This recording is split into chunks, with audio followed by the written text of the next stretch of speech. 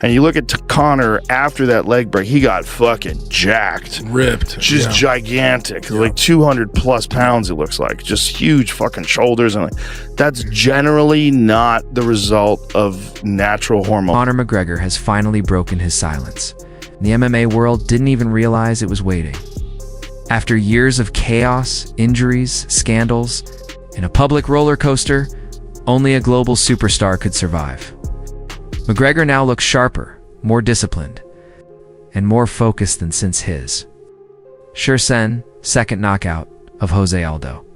What makes this moment so electric is its unexpectedness. While fans assumed he was lost to the same lifestyle that claimed many legends, he was quietly doing the one thing nobody expected from the UFC's loudest star, working in silence. Are you excited about this? I mean, have you thought about? I mean, it's a pretty cool. I'm ecstatic that Mac is back, and what better event than to grace the White House lawn for a straightener? What I do best. I'm very, very excited, very eager, very motivated. Bring it on, baby. Do you think that's when you maybe come back? I mean, what about come back for you as far as fighting? I'm very happy that it's June. It was on in July. Now it's a month earlier. Even better. Bring it to April, why not? Let's celebrate the birthday early. I celebrate my birthday months in advance. So we could potentially see, maybe, possibly, White House Conor McGregor. That's a definitely. That's awesome. For sure, that's my event. That is your event. That is for sure. Conor McGregor at the White House. It's over, bro. It's over for him? It's over, dog. He made too much money, huh? He made way too much. He went from plummet to making, he sold that liquor for what, 500 million? Yeah. It's too much. Right. He got 100 million for fighting Floyd. Then he was doing pay-per-views like nothing. Him and Khabib did 2.5 million pay-per-views. These dudes, he made too much money. I have 8 months and change out to the White House event. It's a 6-month operation to get ready for this bout. And that's my focus right now. I'm just eager to climb the steps into being ready. Behind closed doors, away from the headlines and chaos that once defined him, Conor McGregor has rebuilt himself from the ground up. The late-night tweets stopped, the parties vanished, and the wild distractions faded, replaced by a version of McGregor that is bigger, sharper, more explosive, and more committed than anyone expected after the injury that nearly ended his career. Even Joe Rogan, a longtime critic, has praised the transformation, calling it one of the craziest mindset turnarounds he's ever seen. Behind the scenes, McGregor's power, precision, and physical evolution show not a comeback, but a mission a fighter who has cut the noise and returned to the darkness where true killers are made. This is me, Michael Chandler. Michael Chandler and myself have done the show, The Ultimate Fighter. We've had a good back and forth. He's a good, tough guy. And, you know, the Mac is excited to get back for sure. What better way to come back than such an iconic event? Done deal, signed, delivered. It ain't a negotiation. Wow. It's a done deal, signed, delivered. McGregor will compete in the White House alongside the President Trump's administration. I believe I have a 6-month operation ahead of me to get ready for this, to put on one hell of a show for the American people in celebration of their great birthday, 250 years of independence, incredible business together. I'm the highest generating fighter of all time in the Ultimate Fighting Championship. McGregor has gotten himself to a point where he's, you know, he is and will be, whether he stops fighting or not, one of the biggest superstars in sports, period. And he's gotten to a level of success in his life. He has to, I think, be motivated by something. He's accomplished everything, and especially financially. And now he's got to find something that truly motivates him to want to come back and do this again. Yeah. I don't know if the White House is it, but Conor McGregor was at the Bare Knuckle show in Manchester, and earlier in the week, last week that is, the boys talked about this, him putting out the tweet that he wanted 100 million to fight on the card, including the 100 US quote golden visas for himself and his family and friends. So he wants 100 milli, and then he was asked about this at the Bare Knuckle show. Here's what he had to say. Yes, let's go. Donald agreed to the terms for White House card. You know, I'm not negotiating with the UFC on behalf of myself for this fight, like usual. I'm negotiating with the United States of America on behalf of Ireland for this fight. So it's a peculiar one. But Trump and the administration have been fully supportive and backing, and I cannot wait Should John to Jones put be on on the that show. card? Yeah. What do you think of Canelo Crawford? Okay, so that's fascinating. He's saying that he is negotiating with the United States government. Now, who is actually going to pay him? All of this is building toward the UFC's most unprecedented event yet, the White House card.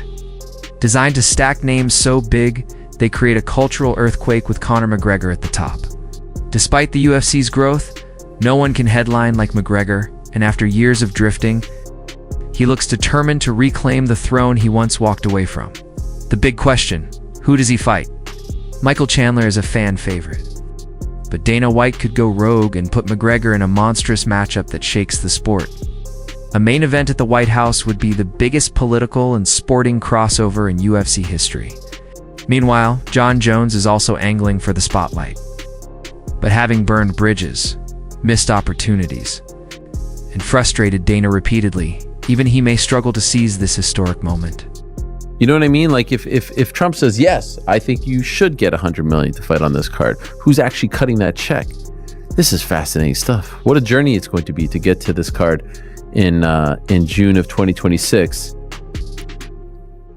$100 million seems like a little bit outside of the UFC's typical, I don't know, actually, you know what? With the new TV deal and the double, rights fee raise, maybe everyone is going to be making that kind of money.